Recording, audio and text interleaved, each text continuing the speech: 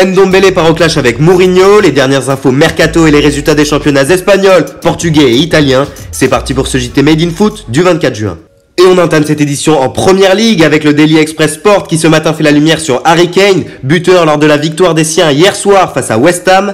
L'attaquant reprend ses vieilles habitudes et permet aux Spurs de reprendre espoir dans la course à l'Europe, indique le tabloïd anglais.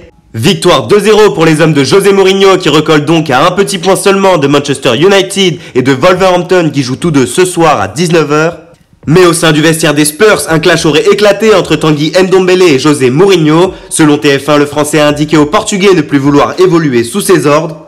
Une situation qui attire forcément l'œil des fidèles prétendants de l'ex-lyonnais. Ainsi, le Barça serait en bonne voie sur ce dossier, bien que l'équipe rapporte que Thomas Tuchel garderait un œil attentif à sa situation, lui qui cherche à densifier son milieu de terrain. L'entraîneur allemand serait en effet déjà entré en relation avec l'entourage du joueur, et le dossier Ndombele ne fait donc que commencer. Toujours au Paris Saint-Germain, le Parisien dévoile ce matin que le latéral droit du Shakhtar Donetsk, Dodo, qui s'est annoncé lui-même dans le viseur du PSG, entre autres, ne serait finalement pas sur les tablettes de Leonardo qui n'a aucune intention de le faire venir cet été. Concernant le dossier Alex Telles, son prix serait maintenant trop cher pour les Franciliens qui cherchaient à renforcer leur couloir gauche avec le Brésilien de 27 ans. En effet, les 30 millions d'euros réclamés par le FC Porto pour son joueur auraient refroidi le club qui pourrait donc donner une confiance entière à Layvin Kurzawa. Alex Telles et le FC Porto nous amènent maintenant à évoquer la Liga NOS qui a vu hier soir un nouveau revirement de situation. En effet, hier soir, le Benfica s'est à nouveau pris les pieds dans le tapis face à Santa Clara. 5e match sans victoire à domicile pour le Benfica Sagas Record avec une défaite 4-3 pour des Lisboètes qui voient Porto leur reprendre une énième fois la place de leader. Car plus tard dans la soirée, les Dragons du FC Porto n'ont pas fait dans la dentelle et se sont imposés 4-0 contre Boavista.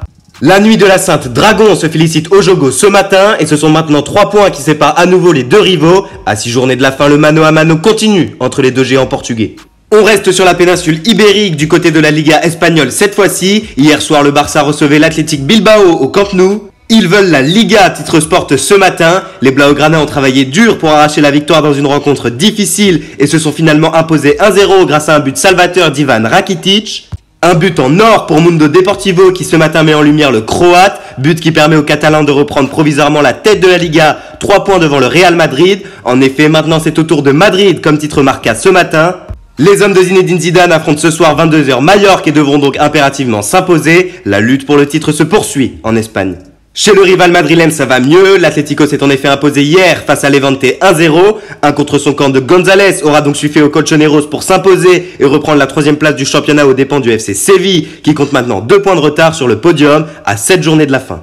Un Atlético Madrid qui, selon Bild, aurait proposé à Mario Götze, 28 ans et en fin de contrat ce 30 juin avec le Borussia Dortmund de le rejoindre cet été. Une belle opportunité pour le héros du mondial 2014 qui depuis quelques années, rongé par des blessures récurrentes, vit des saisons en demi-teinte. Les 10 millions d'euros annuels perçus par Götze au Borussia Dortmund posent néanmoins problème aux dirigeants Colchoneros et la balle est donc dans le camp du joueur. Sans transition, on file maintenant en Italie où la chasse à la Juventus s'est lancée comme titre le Corriere dello Sport ce matin. En effet, ce soir, l'Inter Milan reçoit Sassuolo et tentera de revenir à 6 points de la vieille dame et à 2 points de la Lazio. Une Lazio qui aura ce soir un déplacement périlleux à négocier. Les Biancocelesti auront en effet défié à 21h45 l'Atalanta Bergame et tenteront eux de recoller à 1 point seulement des Bianconeri. Pour la Gazzetta dello Sport, c'est un gros match qui attend le club de Rome. Un match qui sera bien évidemment suivi de près par Mauricio Sarri et ses hommes. La Juventus, qui selon Sky Sport serait proche de payer les 80 millions d'euros demandés par le FC Barcelone pour son milieu brésilien Arthur. Alors qu'un échange a longuement été évoqué avec Miralem Pjanic, c'est finalement sur une transaction monétaire que se dirige la Juventus. Le Bosnien devrait quant à lui faire le chemin inverse et le FC Barcelone devra donc payer les 70 millions d'euros réclamés par la Juve pour enrôler le milieu de 30 ans. Mercato toujours, en France cette fois-ci du côté de l'Olympique lyonnais qui s'active sur le marché. Le club rhodanien serait, selon les informations de France Football, en passe de trouver un accord salarial avec l'ancien parisien Mamadou Sakho. Sous contrat jusqu'en 2021 avec Crystal Palace, Mamadou Sakho pourrait donc rejoindre l'OL et ne sera pas retenu par le club qui a fixé son prix à 5 millions d'euros. Dans le sens des départs à l'OL, RMC Sport indique ce matin que le Stade Rennais tenterait d'attirer Martin Terrier, 23 ans en terre bretonne. En effet, le club serait entré en discussion avec l'OL pour le joueur, dont le profil plaît beaucoup à Julien Stéphan. Direction maintenant la Côte d'Azur du côté de Nice, c'est officiel, Morgan Schneiderlin, 30 ans, s'engage avec le club pour la somme de 2 millions d'euros. L'Alsacien s'est dit très heureux de rejoindre l'OGC Nice et a hâte de jouer avec ses nouveaux coéquipiers. Une très belle opération pour le club de la Côte d'Azur. Au Nîmes Olympique, c'est officiel, l'entraîneur Bernard Blacquart quitte le club, un club qu'il entraînait depuis 2015 après l'avoir amené en Ligue 1. La direction l'a remercié chaleureusement et annonce que c'est son adjoint Jérôme Harpinon qui prendra son poste. Dans le sens des arrivées au Nîmes Olympique, le club a officialisé l'arrivée du portier français Baptiste René qui s'est engagé pour 2 ans avec le club. À Marseille, l'OM aurait proposé gratuitement Kevin Strootman au Fenerbahçe, comme le rapporte le média turc Fanatik.